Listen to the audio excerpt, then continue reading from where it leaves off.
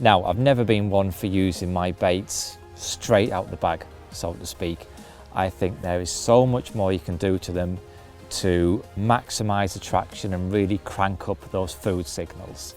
And this is how I like to prepare my live system boilies. Okay, first of all, I've got a couple of kilos of live system boilies here in this bucket. I've actually air dried these ones. Reason I've done that is when you air dry them, it removes the moisture, and then they become almost like a sponge. They suck up any liquid very quickly. Next, I add some bottled water, and the reason I use bottled water rather than tap water is I don't want the baits being tainted with any chlorine or fluoride sort of smell. And the reason I don't use lake water is I may reuse these baits on another session on another venue, and I don't want the risk of any cross-contamination.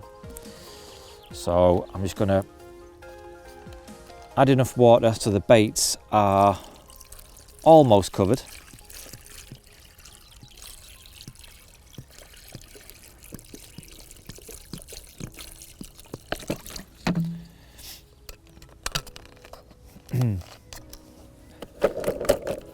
So the baits are almost fully submerged there. Next, I add some amino blend 365 liquid. It's a lovely creamy liquid that really does complement the live system well. Next, to really crank up the creaminess, I add some cream. So I've just got to get some single cream.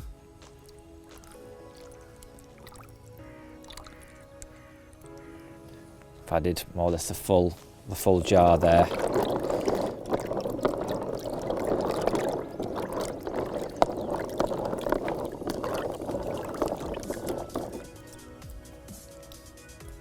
That liquid absolutely tastes fantastic. Now I'll leave these baits to soak for at least 48 hours prior to my session. So when I come to use them, they'll have soaked in all that liquid, all them attractors, and they'll also be really soft.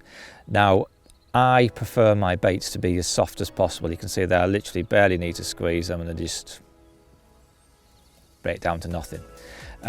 Personally, I think that carp do prefer softer baits. It requires a lot less effort to eat, and I think one particular instance that really sort of validated this for me was when I was up at a climbing tree at my lake, and I was watching a fish swimming around picking up a few baits, and it probably picked up 4 or 5 baits, and you could see it chewing. You could see its gills going where it was chewing on the baits, and it swam a few yards and then just spat the whole lot out. It's like it couldn't really be bothered.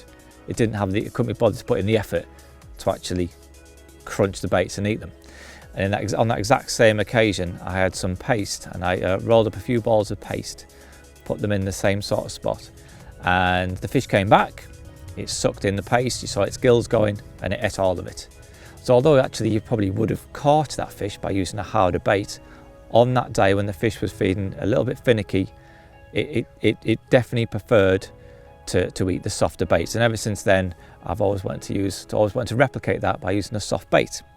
So by doing this little process here, it means I'm fishing with a super soft bait that's absolutely packed full of attraction.